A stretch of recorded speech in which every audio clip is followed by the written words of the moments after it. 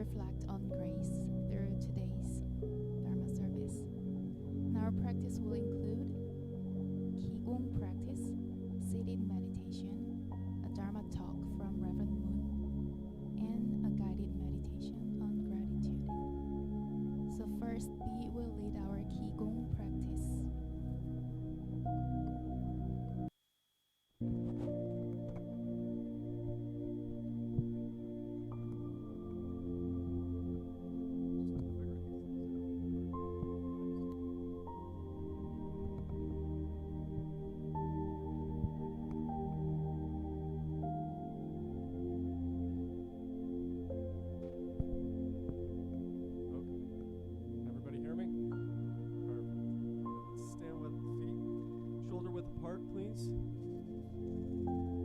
Stand and just think of yourself hanging on by a thread, a spider's thread above your head, just standing for a moment.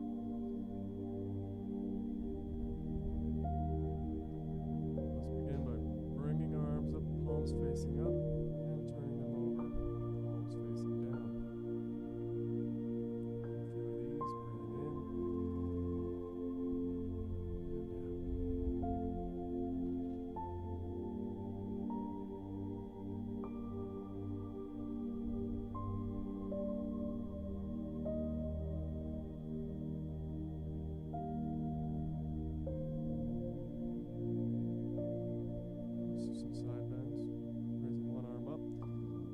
Side as far as this is comfortable. Breathing out as you extend downward. Breathing in as you come up to the other side. Breathing down.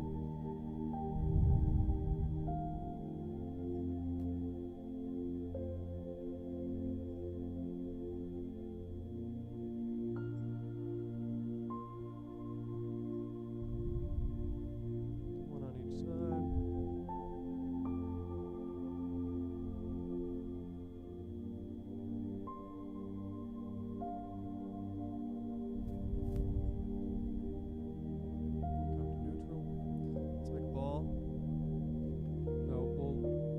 Real quick, just shifting our weight from one side to the other, holding this ball of energy. All right, come to the side that your hands are on. Now let's act like we're throwing a frisbee, shifting our weight now to the window side, and now shifting our weight to the wall side. Collecting that ball and sending that chi outward.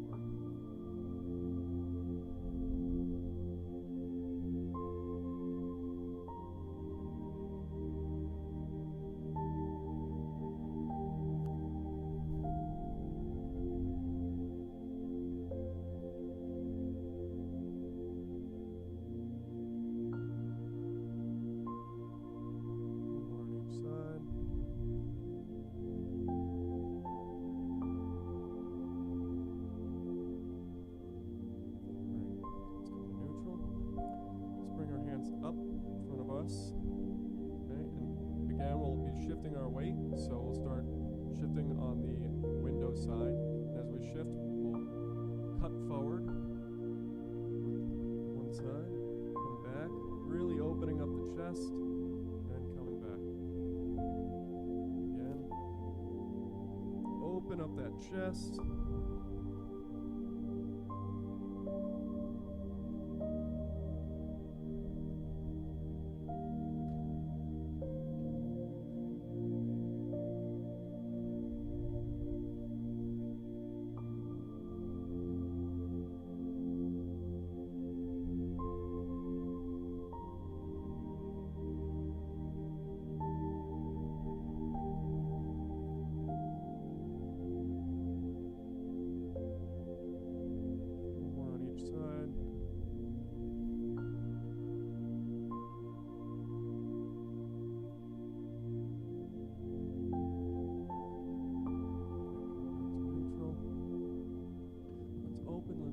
Some energy coming from the universe and bring it down, washing it over us.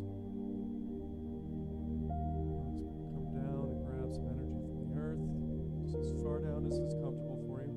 Bring it to your heart center.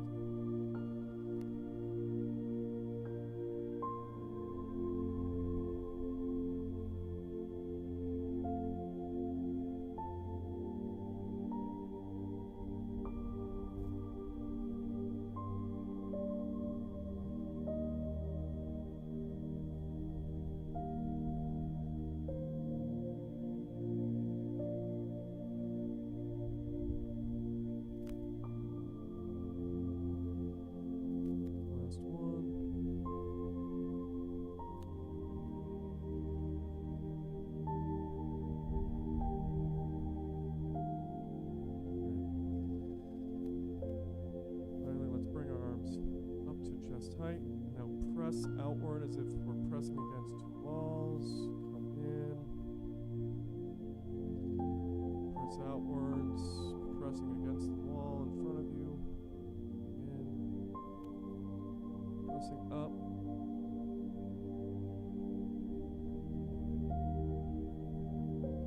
Pressing down.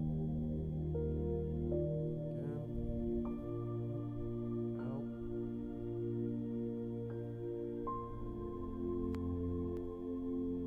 Forward.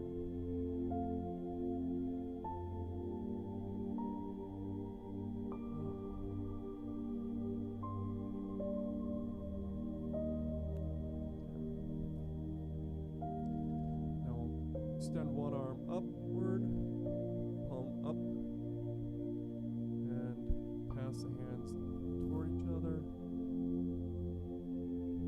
Really stretching out our core.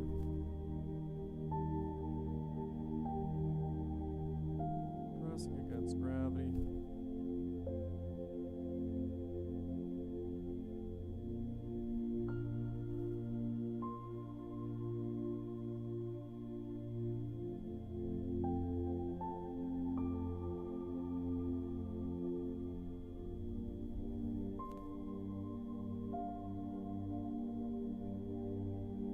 Center.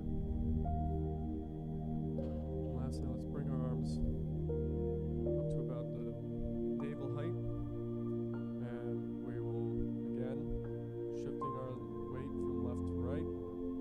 We'll start from the window side to the wall side, so shifting to the window. We're going to just calmly circle our hands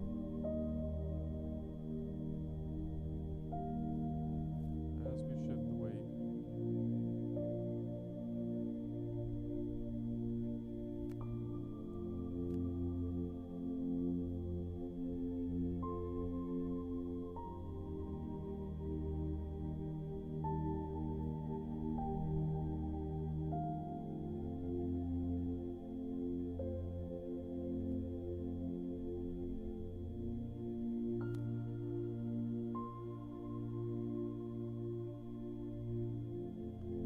Lastly, I just want to ask everyone to bring their hands above their head. And let's just scan our bodies, not touching the body at all. We'll just scan down the body. Down the chest. Down the back along the kidneys. Down the outside of the legs. Just reaching down as far as this is comfortable. Scanning the toes. Thank you.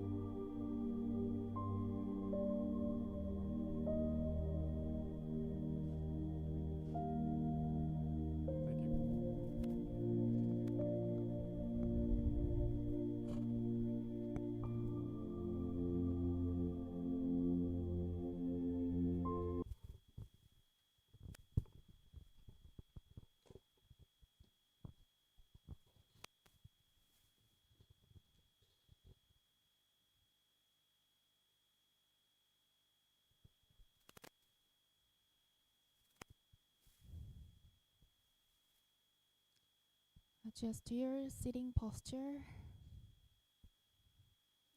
Now Pete Wan Sung Nyung will guide us through the methods of sitting meditation.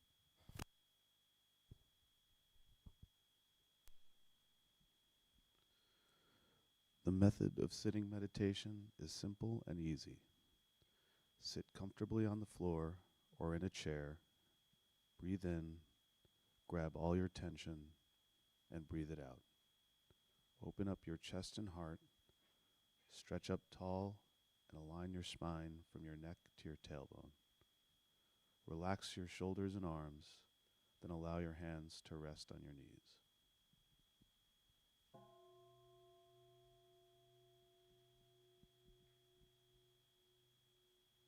Bring your attention to your breath. As you exhale, release all mental and physical tension. Invite your attention to abide in your chi energy field, which is called Tanjan. This is located about 2 inches below your navel and is the power center for your breathing.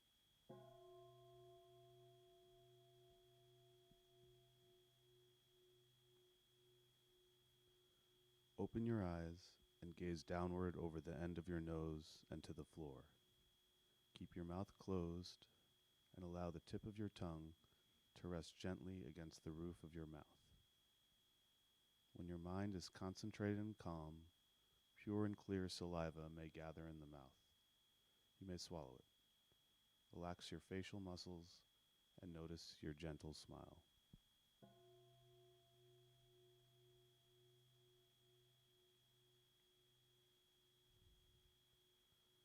If your face or body begins to itch, do not scratch. This is just a sign of the energy circulating in your body. Simply note the itching and let it pass.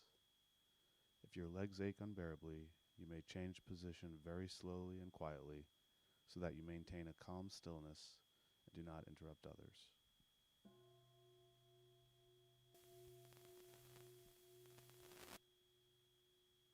When thoughts arise in your mind, do not be discouraged or disturbed by them.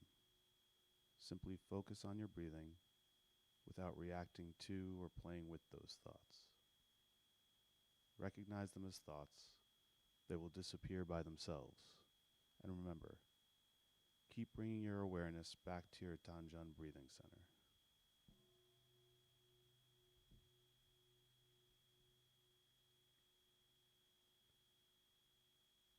If you continue practicing meditation for a long period of time, you will rest in the realm of samadhi, deep meditation in which the mind is calm, concentrated, perfectly focused and at peace, with no distinction between self and others, time and place.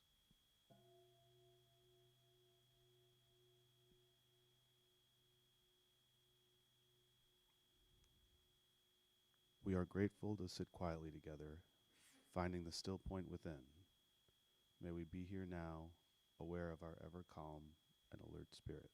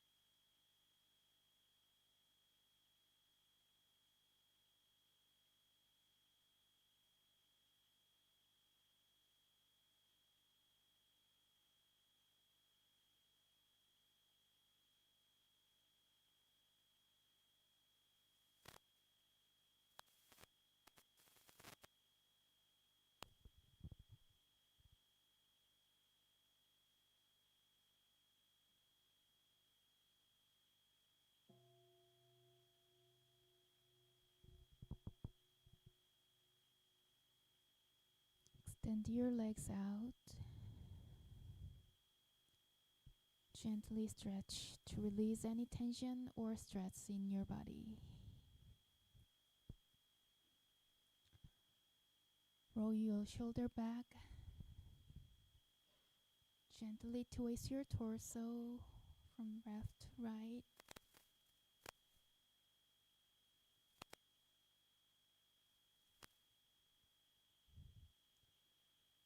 Today, Reverend Moon will give us a Dharma talk titled Living in a World of Grace. Please join your palms together and warmly welcome him. Good morning. It's a joy to be here with you all today. I am grateful for this opportunity to share and reflect together on our journey. Today, I will be talking on the topic living in a world of grace. Among the Dharma friends gathered here today, each of you have learned something from Won Buddhism's teachings that you found particularly memorable. If so, please feel free to share it with us. But for me, could you keep it to just a few words?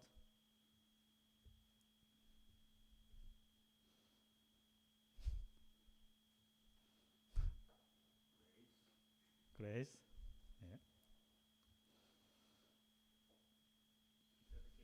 Dedication. Mm.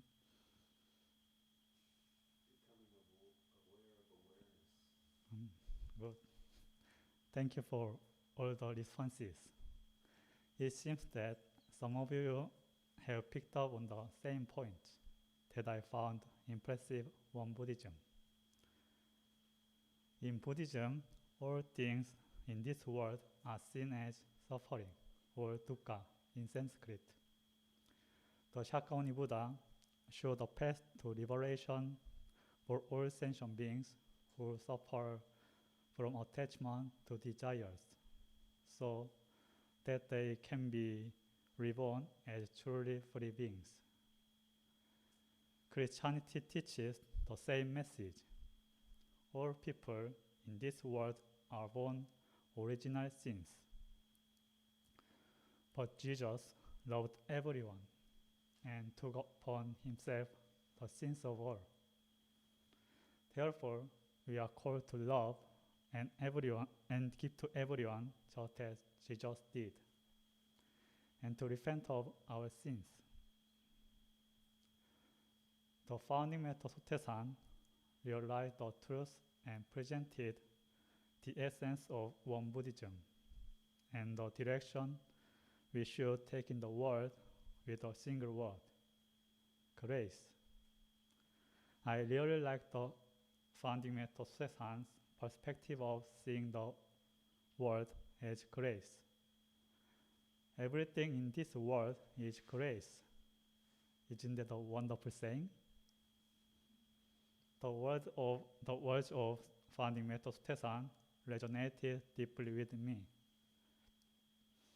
We are always living within the grace of the fourfold grace, and thus we ought to live our life repaying the grace by our actions. I want to live my life practicing these teachings. However, I've come to realize that in real life, feeling grace and repaying the grace is more challenging than I thought.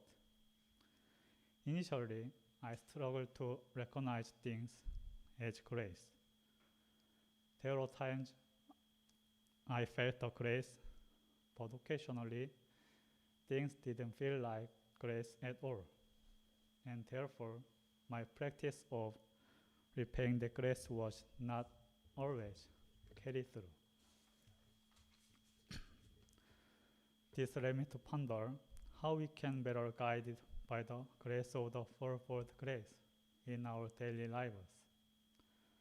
Through my past experiences and teaching of Won Buddhism, I was able to clearly understand the problem.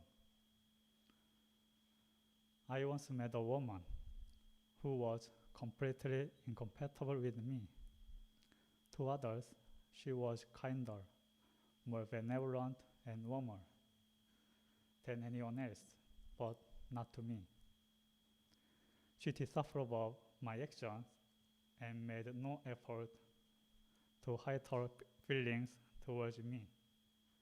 I felt ignored and disrespected by her. Her cold expressions and slightly dismissive attitude angered me. As someone who was just beginning to practice and had many dreams of spreading that practice, my dreams seemed to vanish like a bubble due to this interaction. Whenever I saw her, my heart was darkened, and I didn't know how to recover it. Then, one day, I developed social anxiety and intuitively knew I had to distance myself from her. So I left. When my body and mind were both exhausted, I met another wonderful woman. However, having been deeply hurt by the first woman, I was far from normal. It felt as though I was looking at the world with distrust, like a stray dog abandoned on the streets. Although the new woman approached to me with good intentions, I was full of doubt and wondered about her motive. Why is she being nice to me? Is she only nice to my face, but speaks ill behind my back? Thus, I kept my distance from her. This state of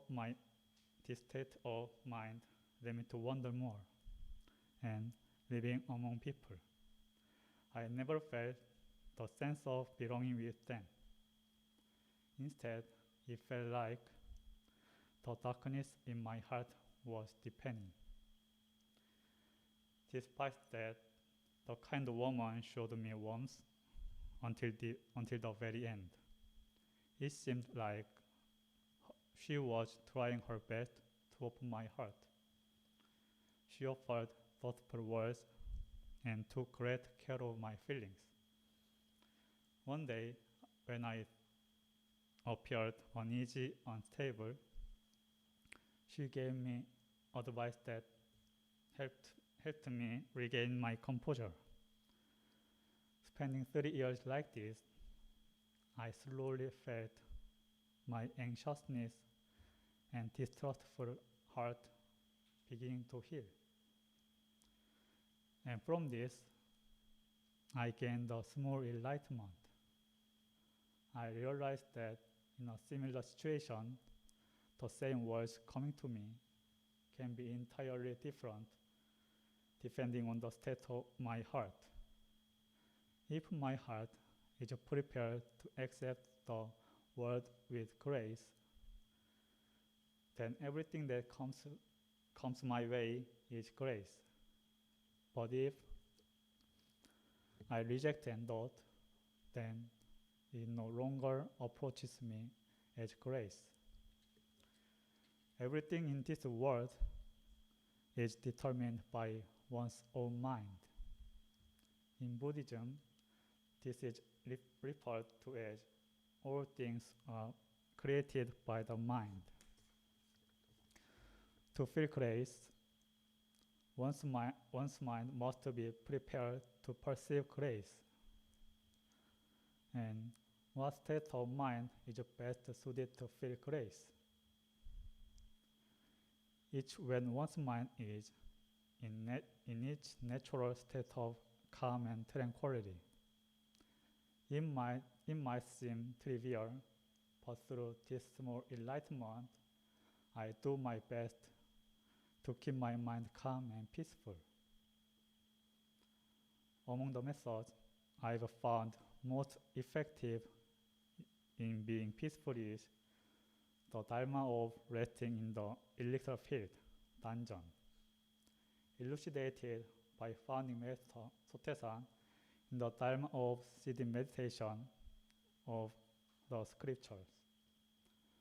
When there is a disturbance, laying aside all emotions and judgments for a moment, and focusing one's mind on the dungeon works like magic, bringing tranquility and stability to a messy mind.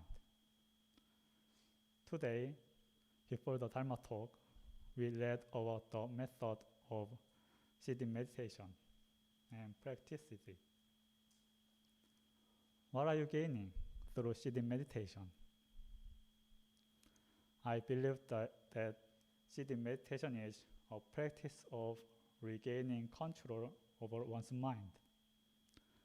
When we encounter something that disturbs our peace, we often lose control of our minds. Our minds run wild without our consent or control, like a monkey mind.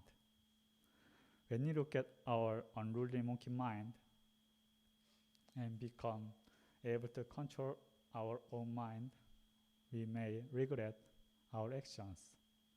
We think things like, oh, why did I do that? Oh, such a fool I am. I shouldn't have done that.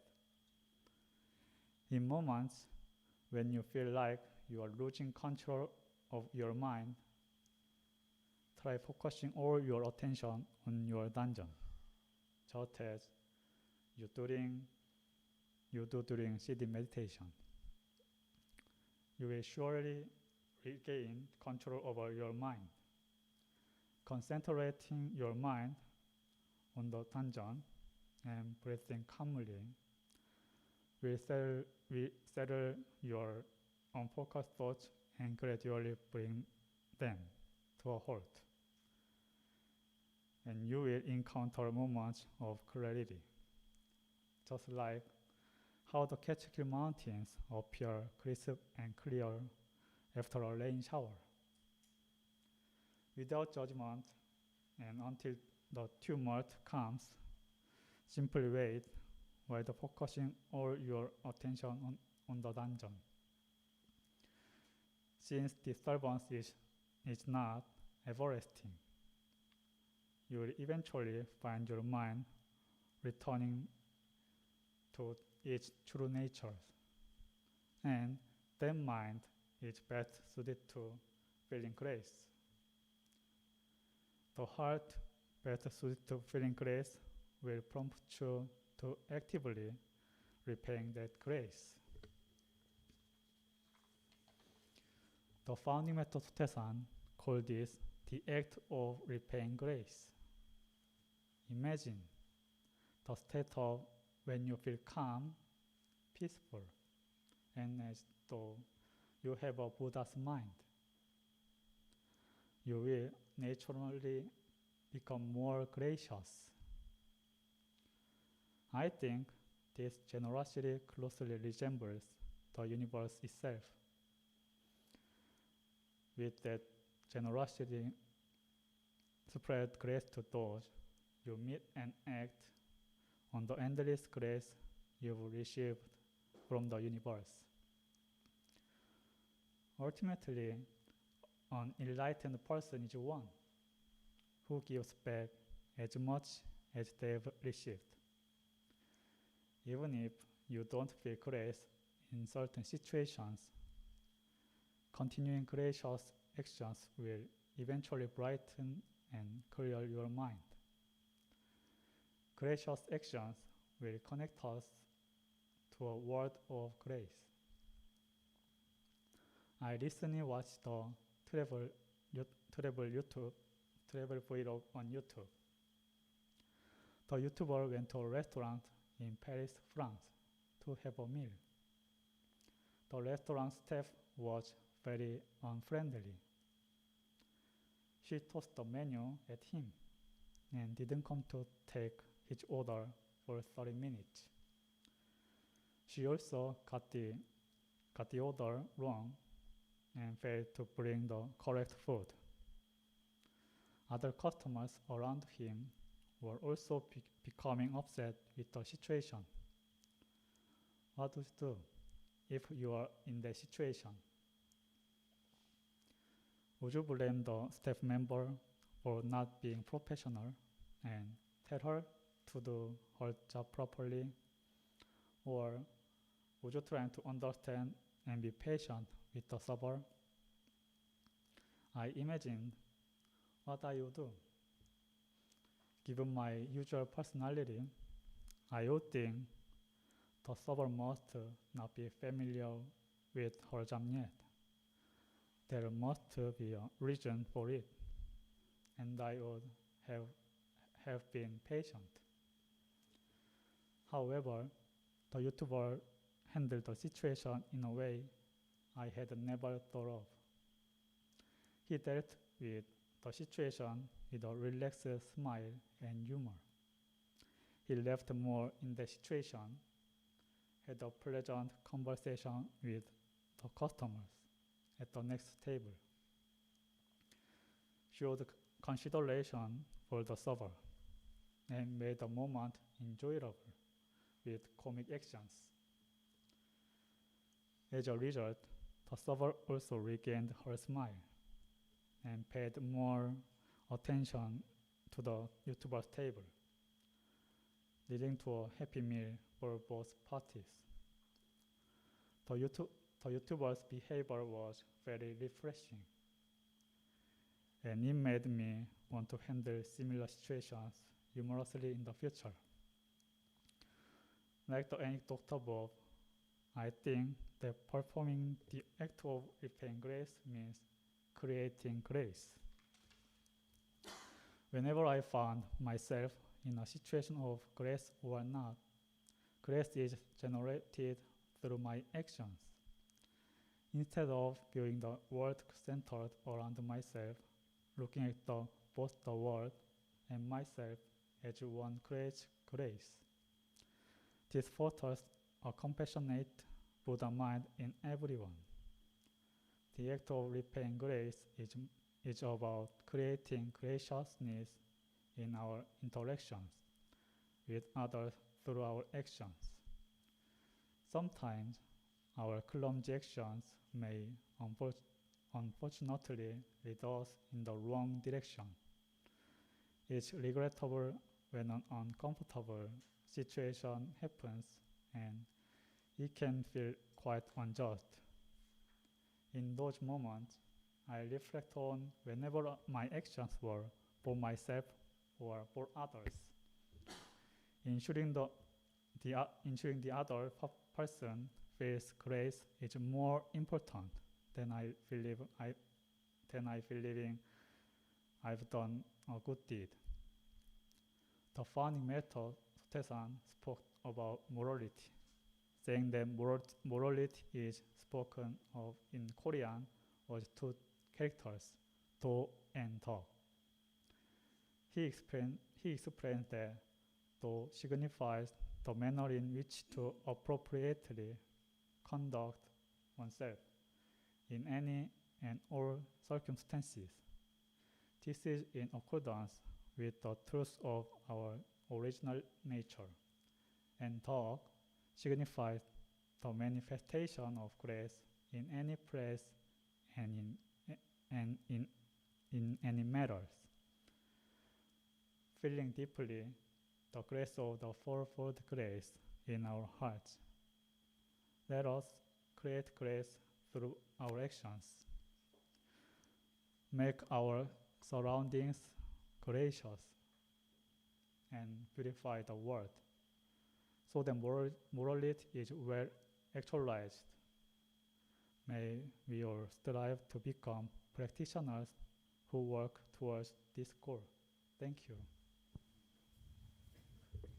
Thank you, Reverend Moonwon, for sharing your insights and sincere practice on grace. Now, stretch your legs out. You may stretch your legs out. Find your comfortable seat. Roll your neck. Stretch.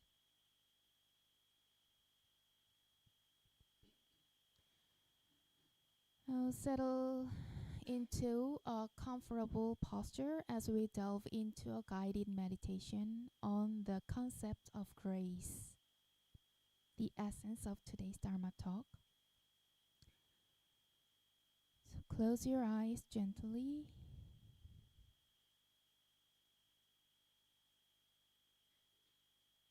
and take a few deep breaths, letting go of any tension or stress with each breath.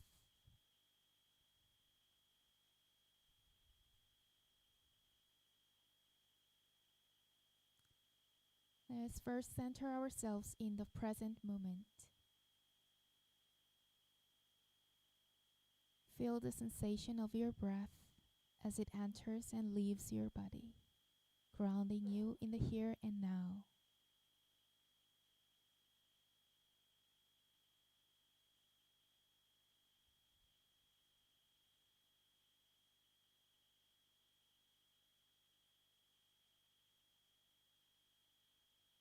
Now we reflect on the fourfold grace, the grace of heaven and earth, the grace of parents, the grace of fellow beings, and the grace of laws. These are the pillars of our existence, the unseen threads that weaves the fabric of our lives.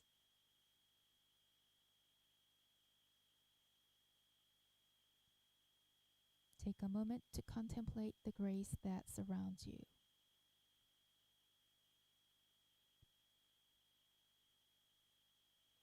The air you breathe,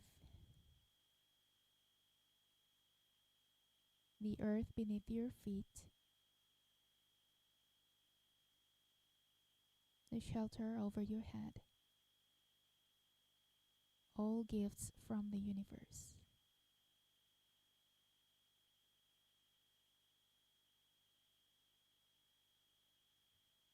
Reflect on the love and sacrifices of your parents or spiritual mentors.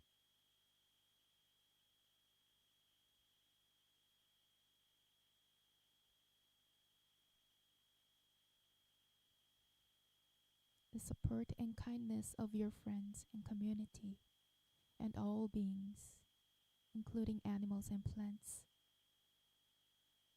that contribute to each other's preservation.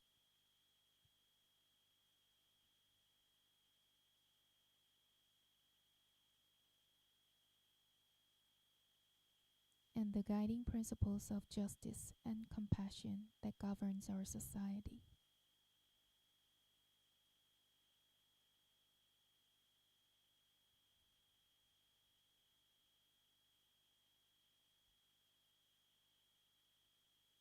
In our fast-paced world, it's easy to become caught up in the struggles and challenges of everyday life. But as we cultivate a heart of gratitude in our spirit, we begin to see the world in a new light, finding numerous reasons for gratitude even amidst adversity.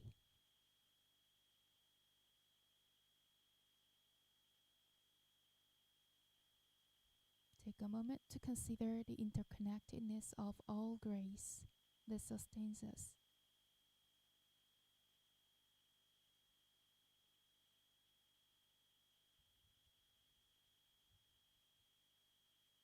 As you reflect on the grace you have received, allow yourself to feel a sense of warmth and appreciation in your heart.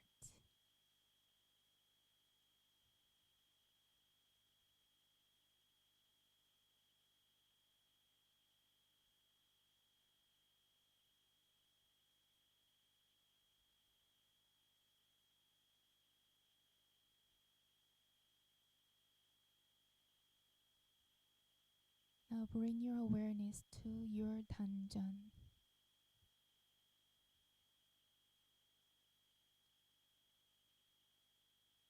Feeling the flow of your breath through your Danjan.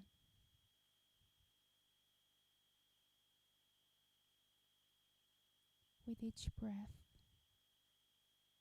imagine yourself breathing in gratitude and breathing out any feelings of resentment or dissatisfaction.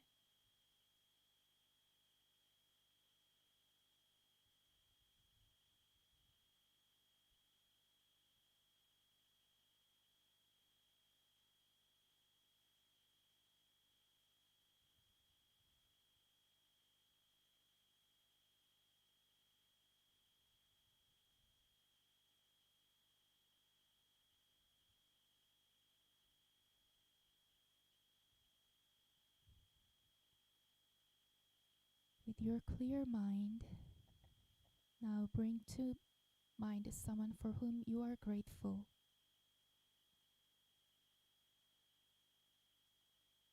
It could be your parents, friends, teachers, or even a stranger who has shown you kindness.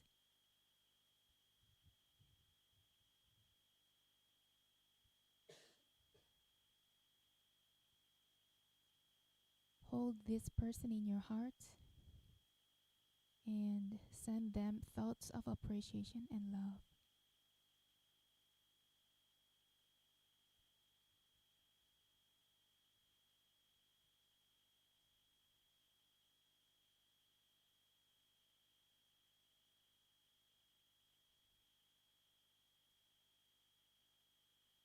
And take a moment to reflect within yourself. Can I extend the same compassion to those who may have caused me pain or difficulty?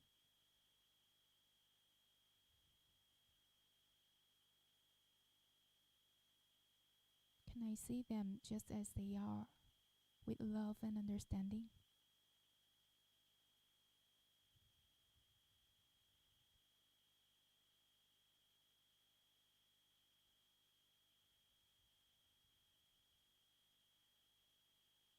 Even amidst challenges, can I perceive the mutual life-giving nature of our relationship?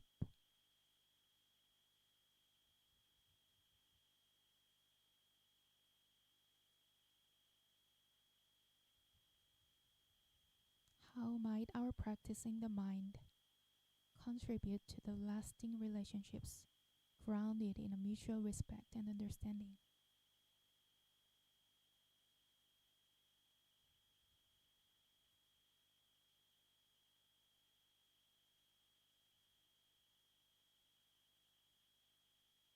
In contemplating the essence of true gratitude, perhaps we can also the fundamental grace inherent in every moment, every encounter, and every breath,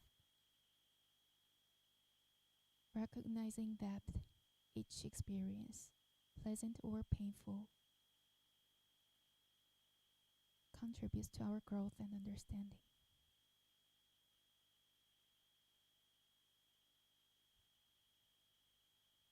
Take a moment to express gratitude for yourself, for your resilience, your compassion, and your capacity to love.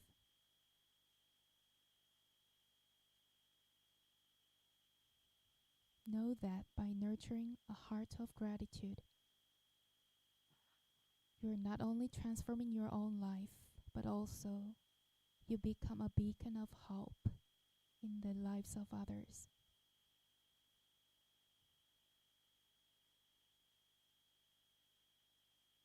Gently bring your awareness back to the present moment.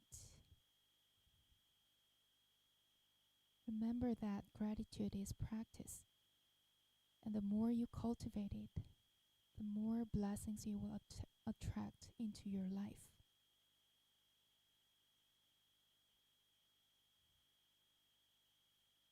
Now wiggle your fingers and toes, gradually awakening your body from its state of relaxation.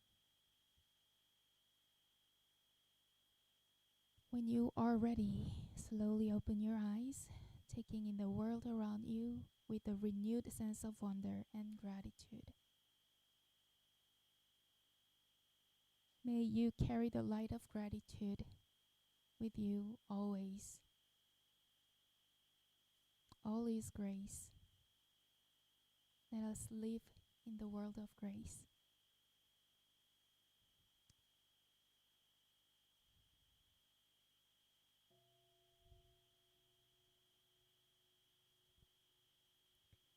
I have an announcement. We invite you to join us next Sunday, April 28th, for the Great Enlightenment Day celebration, the biggest celebration in Won Buddhism. It marks the day of our founding master Sotaesan attained great enlightenment and opened the path of Won Buddhism.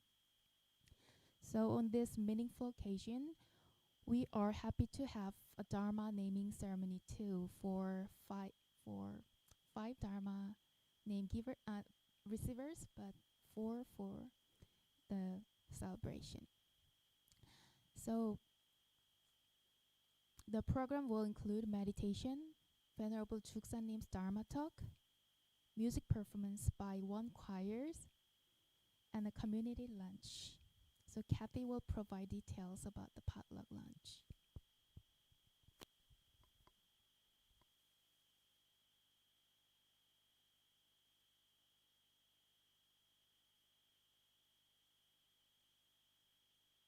Is it? There.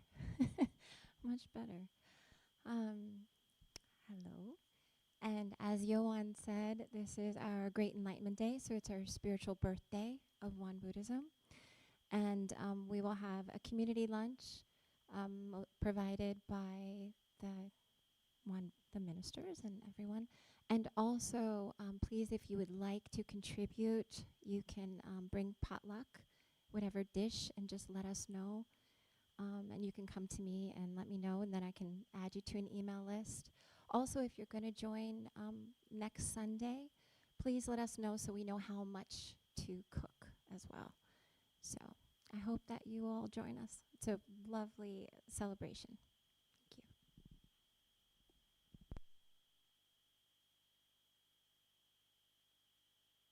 Sign-up sheets for attendance for the Great Enlightenment Day service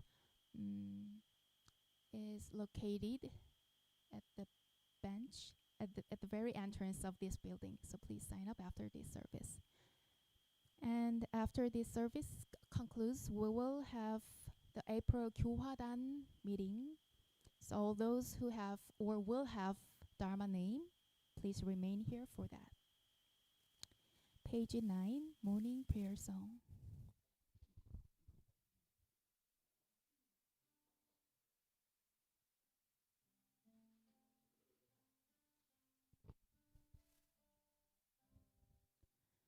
Dharmakaya Buddha, fourfold grace. I begin a new day in your presence. Today full of health and with peace of mind. May I walk along the path of the Buddha. Dharmakaya Buddha, fourfold grace. I begin a new day with your grace. Today gratefully and with gentle words, may I live in harmony with all those I meet. Dharmakaya Buddha, fourfold grace. I begin a new day with compassion. Today making the world a more loving place. May I do all that I can for one world.